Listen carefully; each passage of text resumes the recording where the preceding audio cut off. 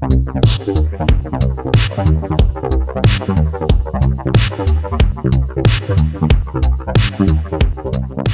my name is Ozzy, and this time I am looking at very underrated films that I've watched recently that I felt never really got their due. And I think a lot of the reasons why these films were seen so poorly were because of incidents surrounding the film, whether it be a remake of a great film that everyone kind of just guessed it wouldn't be that good and didn't really give it a chance, or if a director's previous film wasn't as good and they kind of thought they were on the downturn. There's a lot of things where people just get into this rhythm of not liking the film before it's even come out and don't want to kind of say that they were wrong, or they just didn't really give the film a chance. And I think I've got a good list of films that were really good and great even, that I think you should probably try and watch again, that I would suggest, because I think these films that I'm about to mention are just awesome and really just didn't get their due. So let's kick it off. What if I told you that even the worst neighborhood in America could be made completely safe? How do I know this? Because it's happening right now in every country in the world but this one. It is great to see American machines helping to promote peace abroad. So then tell me, why can't we use these machines here at home? Why is America so robophobic?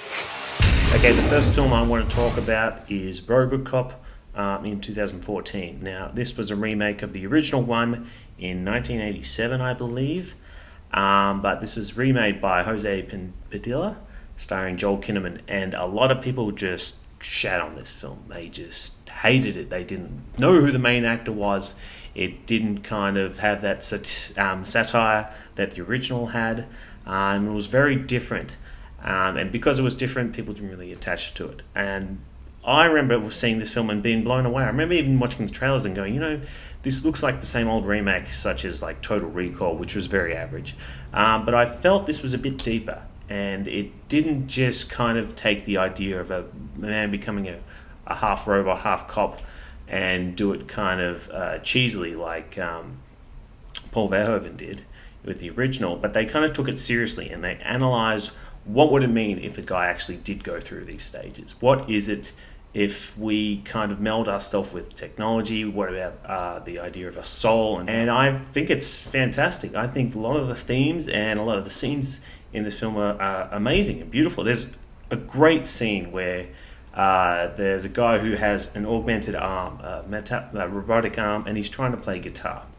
And there's a problem he's having is that he can't keep going with the song because he has to use his emotion to kind of get into it and play certain chords and just get into the flow of the music. But that's coming at odds with the robotic function of it, because the robotic function, it doesn't really deal with emotions that well. And it's a great scene because he's kind of heartbroken. Although he is able to play the guitar with this amazing technology, he's like, yes, but it's not the same. I can't play it how I normally would. We're missing that emotional element.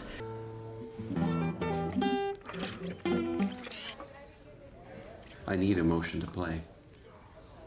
Concerto de Aranjuez, second movement. Beautiful piece.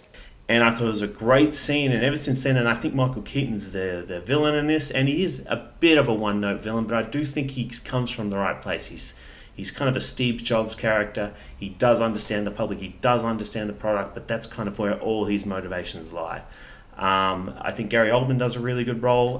They go through all the emotions of Joel Kinnaman. He says he wants to die, and you can completely understand why he wants to die. They show him where it's just his head and lungs and heart, and he's basically nothing. He's basically not even a man. And I like how they went backwards with this. They started out with a man completely ripped apart that doesn't want to live, and they kind of build him back together, and it's a guy who loses his humanity and becomes more of a robot, and then eventually finds it in the end. I think it's all really well done. I just think it's a really great film. Yes, it does go a bit by the numbers in certain scenes, but I think a lot of the elements there are so well done and so deep and so thought-provoking that it's a much better film than the original. And if anyone's kind of touting the original as if it's the greatest film ever, it's really not. It's not that great a film. This film improves over in every way. I would say. I don't even think Paul Verhoeven has even, referenced his original RoboCop. I don't think he was impressed with it. It was kind of an early attempt at what he later perfected with films like Starship Troopers. So please don't think that this is Paul Verhoeven's baby that he loves. It was an attempt, and I don't think it worked. That's why he stepped away from it. It's a laugh, it's like a B-grade movie. That's how it's always been thought. It's not a great movie in the original, but I do think that the remake corrected it and really made something that was interesting and thought-provoking and a great film. He's undoing what we did to him.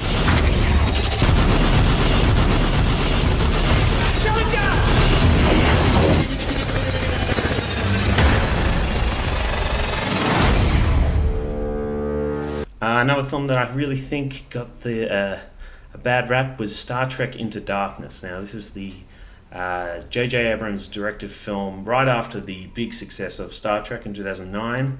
And a lot of people were kind of wondering what it was going to do in terms of The Wrath of Khan, because The Wrath of Khan is considered the best Star Trek film of all time. It was the second film after Star Trek, the motion picture. So a lot of people thought, are they going to do something similar here? And J.J. Abrams tried to keep it under wraps as much as he could.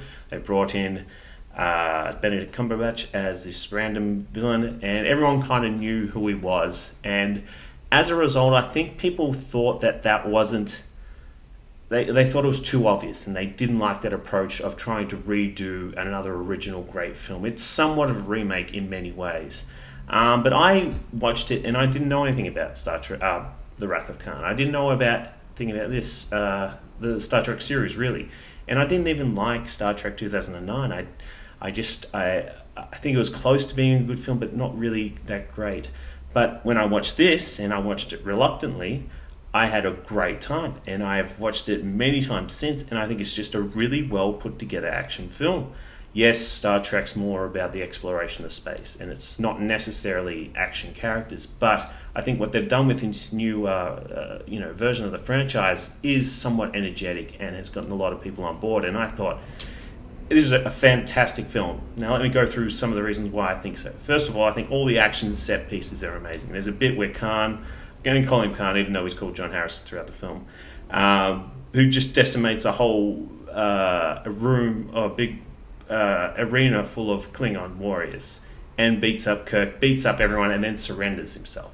The dialogue in this film is really good between Kirk and Spock and all the lead characters. It's funny, it's interesting, and it just travels at a really nice pace. And speaking of RoboCop before, there's the actor who played the original RoboCop. Sorry, I'm blanking on his name right now, but he's also really great in it. And then you've got Benedict Cumberbatch, who steals the film in my regard. Like, I didn't really think he was that good of an actor until I saw him in this, and I saw just how much I was moved, especially with that speech when he's talking about what's happened to him and his people and what he's had to do. I had no choice but to escape alone.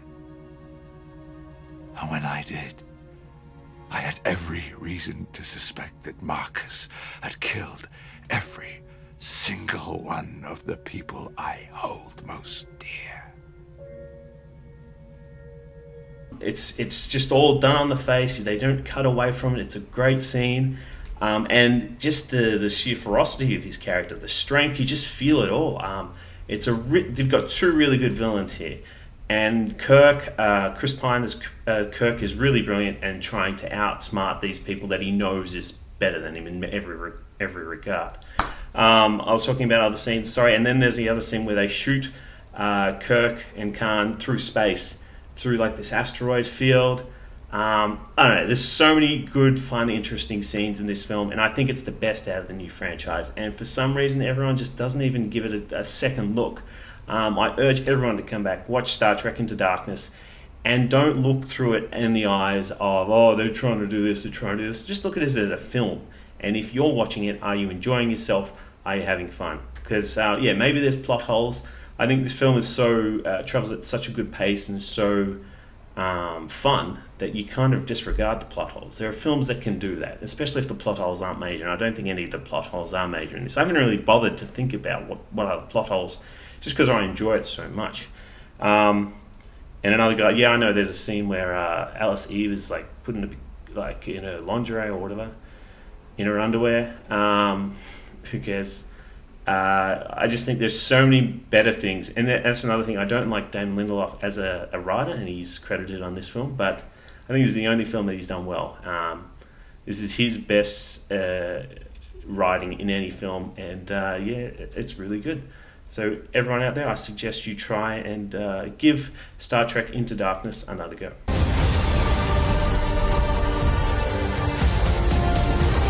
No ship should go down without her captain.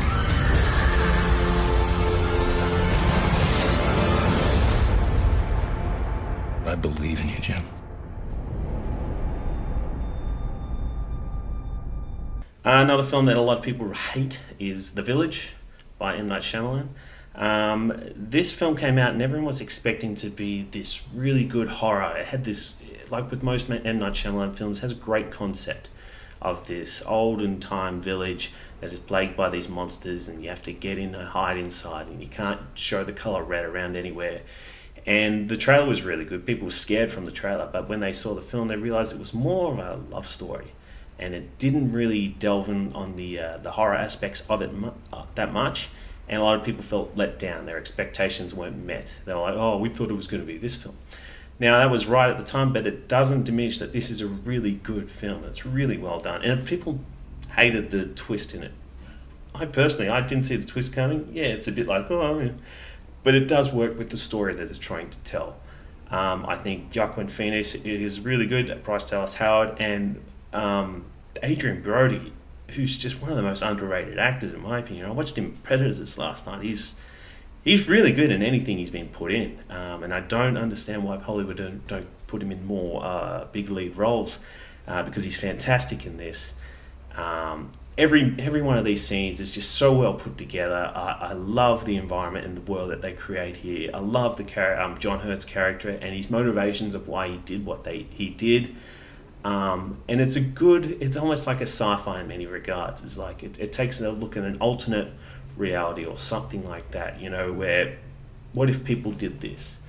And I think that's very thought-provoking, and it's done really well. Every scene here, it's quite dramatic, and there's a lot of tear-jerking moments. I think that the love story between the two is really strong as well, as much as Joaquin Phoenix doesn't really talk, or neither do they kind of share a lot of scenes together, but there's that one scene when they're on the porch where they're talking about why he's making her nervous and why she keeps getting drawn to him. What game can rise from my telling you the only time I feel fear as others do is when I think of you in harm. That is why I am on this porch, Ivy Walker. It's just a very beautiful film, and a lot of people don't give it its due because of it's not as scary as they wanted. But when the scares do happen in the film, they are intense, and as silly as they are, she knows it's somewhat of a guy dressed up in a suit, but the music and the sound is so well done that you're always going to have hairs raising on your arm. So it's just a very well done film, very kind of underrated in every respect. So if you feel like if you're going to give a film a chance, give The Village a go, because it's just a really good, love story film with aspects of horror and almost sci-fi stuff, but just a good drama in my regard.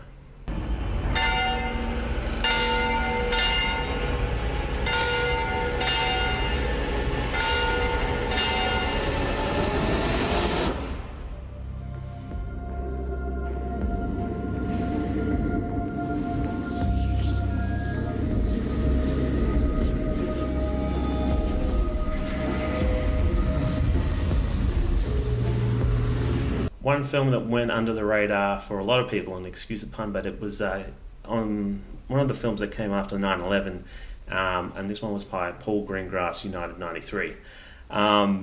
This is a brilliant film that no one seems to remember, or I think they liked it when it came out, but not really given the praise that it really deserves. It is so realistic, it's so well done.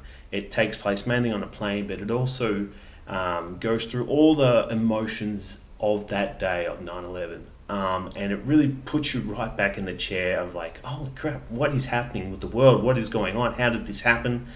And just the sheer horror and how things escalated, and it puts you right in the seat of a little bit with the terrorists, but with the people on the on the plane, and the people down below trying to deal with what happened. And it's really well done. I think it's Paul Greengrass's best film he's ever done.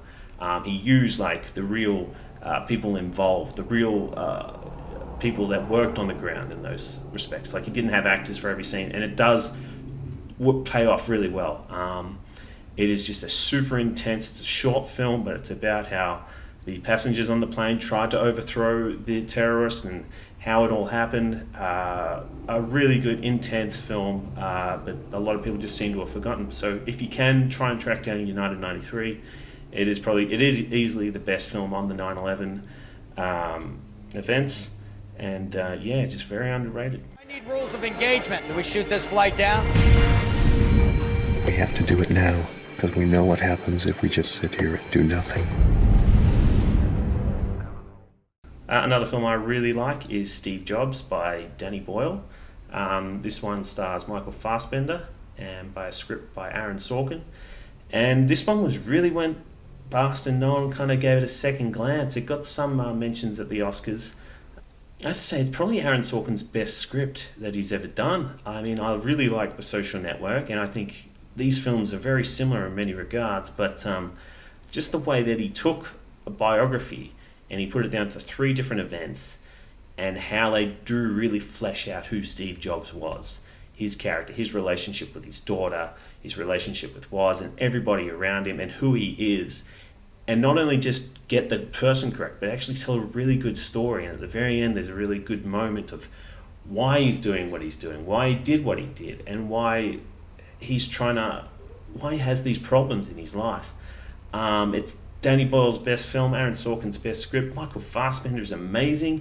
He doesn't really look anything like Steve Jobs, but the way he embodies him in this film is amazing. And even like you look at the interviews of actual Steve Wozniak talking about the film, he says, "Look, the other film got Ashton Kutcher, who looks exactly like him, but they just did it so poorly and so terribly and shoehorned it in that it doesn't make any kind of connection to the real thing." But this just shows you how good a performance can be, that you can kind of change what the physical appearance of a person is like and match it to another person, and just they're almost indistinguishable just from what I've seen of Steve Jobs. But anyway, it's a great film, a great cast, beautifully directed, and it went past a lot of people. Now no one really kind of gives it the time of day. So if you have time, actually just go out and see it. Steve Jobs. It's one of the best films that's come out in recent memory. A lot better than a lot of other people give it credit for. So yeah. Ladies and gentlemen, please welcome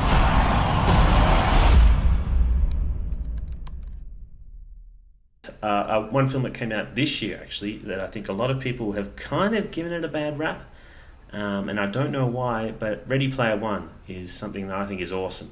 It's just a fantastic film. They corrected everything that was kind of not good with the book and made it more relevant into today's terms. And Spielberg back in action doing, just kid adventures.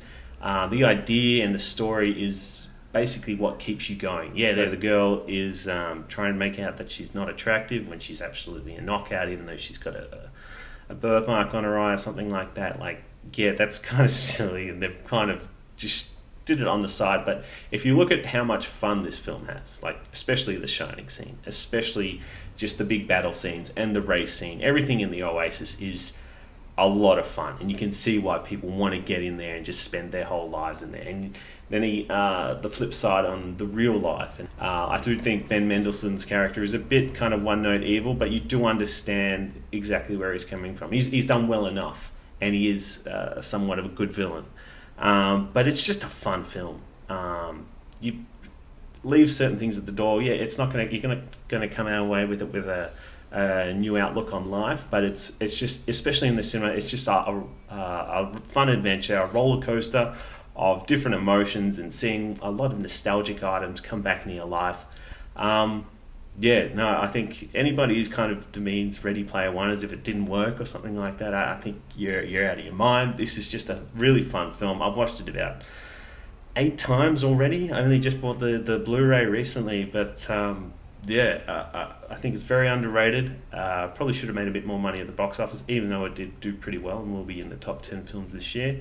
Ready Player One. Are you willing to fight? Help us save the Oasis.